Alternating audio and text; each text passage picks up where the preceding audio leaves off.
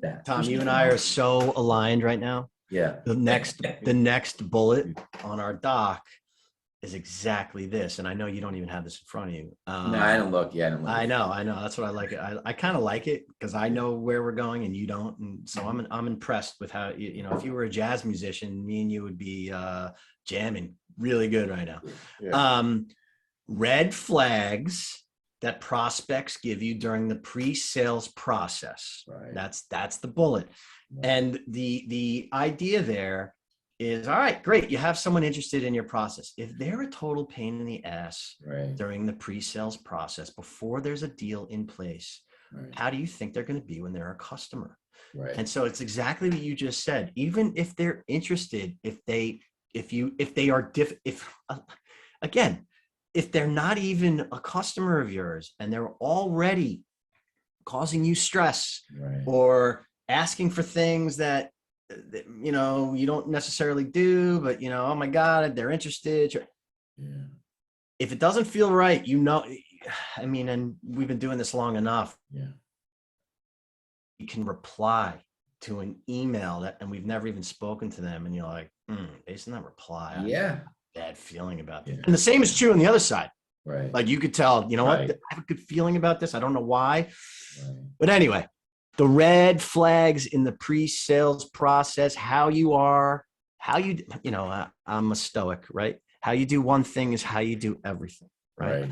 So if they're a pain in the ass here, they're going to be a pain in the ass here. Yeah. There's a cost, I'll call it customer drain. There's a cost there. Like, so if somebody's draining you pre-sales, they're going to drain you post-sales. So any good, and salespeople they have got amazing instincts. Mm-hmm. And if a salesperson that's been doing it a long time, triple that, they've got really good instincts, and you can foreshadow how the relationship's going to be moving forward. So you can't have one customer disrupt the way you deal with other clients, so you gotta that's the key word, disrupt.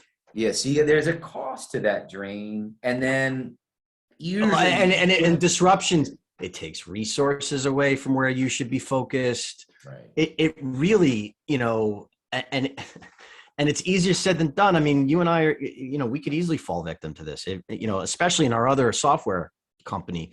When we saw dollar sign, like, a big project that, well, it was sort of what we did. We could do it, we could deliver, and it was a big price tag, but it would totally divert us from what we're doing. Stay the course, Yeah. Well, that's easier said than done, But no, also, yeah. So when a salesperson's instincts kick in and they kind of get that feeling, that's when you start asking the tough questions. Yeah. You can really filter through whether because somebody can, they can run you ragged pre-sales and then be like, nah, I was just using you, and I've been looking at other, so that's where tough questions come in. And I think in a lot of like younger salespeople, business dev or marketing, they don't feel as comfortable asking the tough questions early on in the process.